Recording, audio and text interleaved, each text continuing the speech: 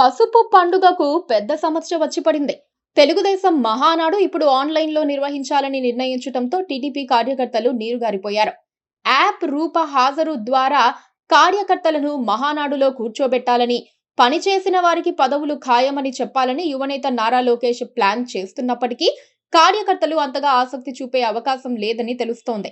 Online మహానాడును దిగ్విజయంగా నిర్వహించాలన్న కోరిక ఉన్నప్పటికీ ఫిజికల్ గా నిర్వహించే సభలకు వచ్చిన స్పందన వాటికి రావని తెలుగు తమ్ముళ్లే అంగీకరిస్తున్నారు. 3 రోజుల పాటు ఒక పండగలా జరగాల్సిన వేడుకను పార్టీ అగ్రనాయకత్వం అనవసరంగా హైజాక్ చేసిందన్న ఫీలింగ్ వచ్చేసింది. ఏదో మోదీ మెప్పు కోసం చంద్రబాబు ప్రయత్నిస్తున్నారని, ప్రధానమంత్రి మాత్రం ప్రపంచ దేశాలు తిరుగుతూ సరదాలు తీర్చుకుంటున్నారని కొందరు తెలుగుదేశం కార్యకర్తలు కారాలు మిరియాలు నూరుతున్నారు. పైగా ఇటీవలే పార్టీ వర్కింగ్ ప్రెసిడెంట్ గా పదవీ ప్రమాణం చేసిన నారా లోకేష్ కు ఎలివేషన్ ఇచ్చే ప్రక్రియ కూడా వెనకబడిపోతుందని భయపడుతున్నారు. 3 రోజుల పాటు నిర్వహించే తెలుగుదేశం మహానాడును 2 రోజులకు కుదించి ఈ నెల 27, 28 తేదీల్లో వర్చువల్ గా జరుపుతున్నారు. తెలుగుదేశం పార్టీ అత్యంత ప్రతిష్టాత్మకంగా మహానాడుని నిర్వహిస్తోంది. అది క్రమం తప్పకుండా ప్రతి ఏడు జరపటం పార్టీలో ఒక ఆనవాయితీ. మహానాడు అంటేనే తెలుగుదేశం పార్టీలో అతిపెద్ద పండుగగా చేపడతారు. నిజానికి ఈసారి మహానాడు వెరీ స్పెషల్ అని అంతా అనుకున్నారు. దానికి కారణం లోకేష్ ఈసారి జాతీయ స్థాయిలో వర్కింగ్ ప్రెసిడెంట్ అయ్యారు. దాంతో ఆయన ప్రత్యక్ష ప్రసంగాన్ని వినాలని క్యాడర్ అంతా ఎంతగానో ఎదురు చూసింది.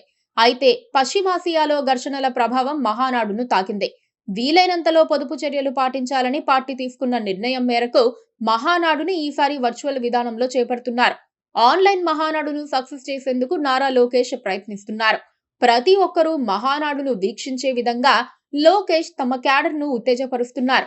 1874 మంది క్లస్టర్ ఇన్ఛార్జీలతో లోకేష్ సమావేశం నిర్వహించి దిశానిర్దేశం చేశారు.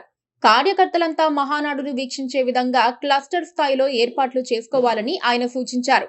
మహానాడు అంటేనే అతిపెద్ద తిరునాళ్లుగా భావిస్తారు. వేరువేరు ప్రాంతాల నుంచి వచ్చే నేతలు, వారి అనుచరులు, పార్టీ కార్యకర్తలు కలుసుకునే వేదికగా పరిగణిస్తారు. పార్టీలో క్రమశిక్షణకు, సంస్థాగత బలానికి అది నిదర్శనంగా నిలుస్తుందంటారు. ఒకసారి మహానాడుకు వచ్చి వెళ్తే ఆ జ్ఞాపకాలు, అగ్రనేతలను కలుసుకున్న ఆ అనుభూతులు చాన్నాళ్లు ఉంటాయని సంతోషిస్తారు.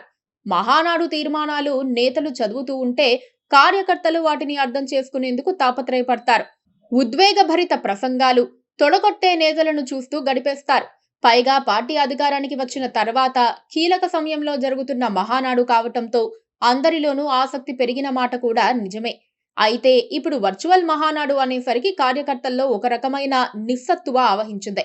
జనాన్ని మహానాడుకు తీసుకువచ్చే వారికి ఖర్చు తప్పి ఉండొచ్చు కానీ పార్టీ శ్రేణులకు మాత్రం తాజా పరిణామాలు రుచించలేదని ద్వితీయ శ్రేణి నేతలే అంగీకరిస్తున్నారు.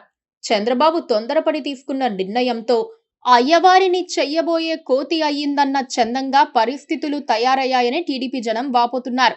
ఈసారి నెల్లూరు మహానాడుకు తప్పకుండా వద్దామనుకున్న వారికి ఇదో పెద్ద డిసప్పాయింట్మెంటే అవుతుంది. రోజంతా టీవీల ఎదురుగా చూడటం ఏంట్రా అని తలలు పట్టుకుంటున్నారు.